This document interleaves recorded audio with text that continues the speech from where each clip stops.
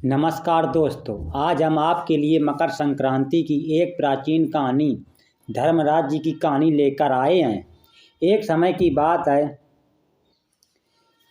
किसी राज में विष्णु सेवक हरिदास और उसकी पत्नी गुणवती रहते थे। गुणवती बहुत सुशील और भगवान विष्णु की परम भक्त थी।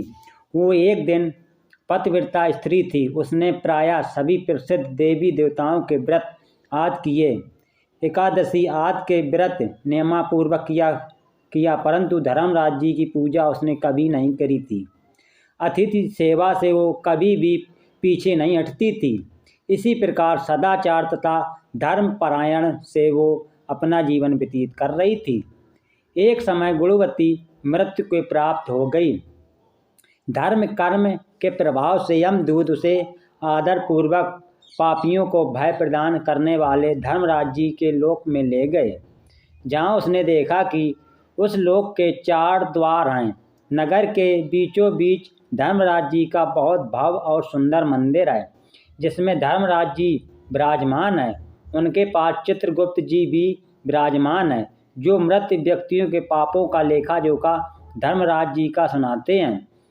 यमराज के दूत गुणवती को वहां ले गए। जैसे ही गुणवती ने धर्मराज जी को देखा, वो भयभीत होकर कांपने लगी और नीचे मुंह करके खड़ी हो गई।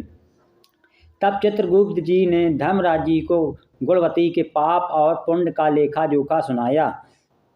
धर्मराज जी गुणवती का भक्ति देखकर प्रसन्न हुए, परंतु वहाँ कुछ उदास थे। उनकी उदासी गुणवती को दिखाई दी। उसने धर्मराज जी से निवेदन किया, प्रभु, मेरी समझ में ये नहीं आ रहा है कि आप उदास क्यों हैं।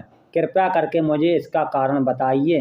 तब धर्मराज जी ने कहा, है देवी, तुमने जब तब व्रत दान आदि कर सभी देवताओं को संतुष्ट किया, परंतु मेरे नाम का तुमने कभी भी कोई भी दान पुण्य व्रत आदि नहीं किए हैं।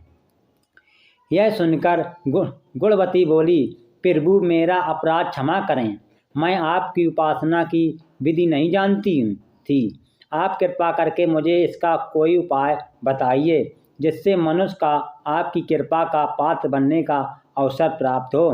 तब धर्मराज जी कहने लगे, सूर्य भगवान के उत्तरायण में जाते ही जो महापुण्यदान मकर संक्रांति आती है, उस दिन से मेरी पूजा शुरू करनी चाहिए।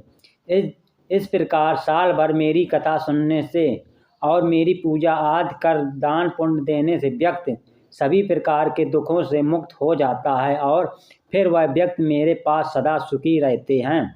यह सुनकर गुणवती ने धर्मराज जी से प्रार्थना करी, हे प्रभु, यदि ऐसी बात है तो मुझे इन यमदूतों से छुड़वाकर फिर से संसार में वापस भेजा दीजिए, जिससे मैं आपकी कथा का प्रचार कर सकूं।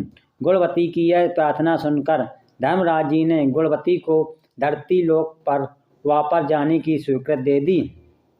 उसी समय गुणवती के मृत शरीर में प्राण वापस आ गए। उसके पुत्र बोले, हमारी माता फिर से जीवित हो गई है। इसके बाद गुणवती ने अपने पति और पुत्रों को धर्मराज जी की सारी बातें बता दी।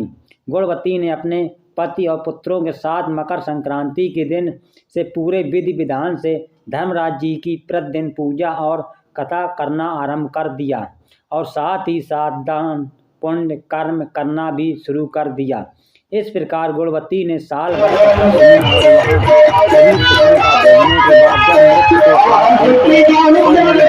गुणवती को आदर सहित कार्य किया। हे धर्मराज जी, इस कथा को कहते सुनते और हुंकार भरते सब पर अपनी कृपा बनाए रखें।